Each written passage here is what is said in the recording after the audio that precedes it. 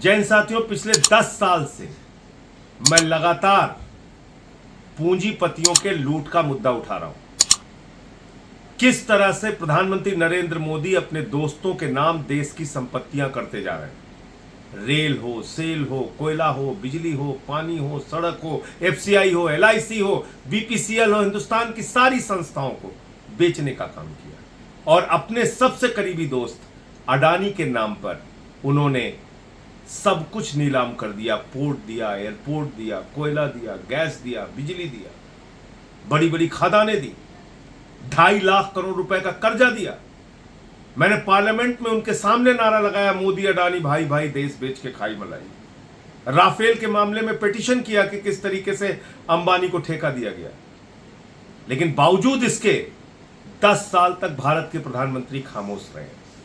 जब उनकी विदाई का वक्त आ गया, अब उनको अडानी अंबानी का भ्रष्टाचार याद आ रहा है। प्रधानमंत्री जी, आप कह रहे हैं टेम्पू में भर भर के रुपया पहुंचाया गया, काला धन आपके राज में पहुंचाया जा रहा है, तो आप कर क्या रहे हैं?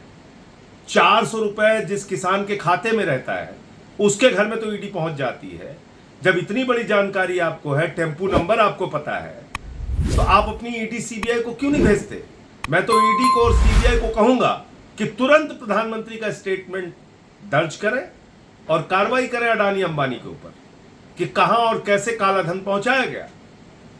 मैं समझता हूं कि ये प्रधानमंत्री नरेंद्र मोदी की हार की हताशा है।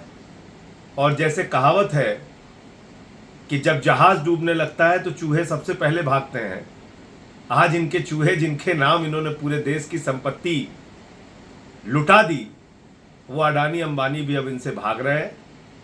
और शायद अब मन मुताबिक काला धन और रुपया जो इनको मिलना था वो नहीं मिल रहा है इन दोनों पूंजीपतियों से, इसलिए प्रधानमंत्री ने इनका नाम लिया। और जहां तक हम लोगों के मुद्दे उठाने का सवाल है, प्रधानमंत्री जी, मुझे मालूम नहीं आपको स्मृति दोष के शिकार हो गए हैं आप, तो मुझे नहीं पता। मैंने अपनी हर सभा में आपके लूट और आपके भ्रष्टाचार को उजागर किया है।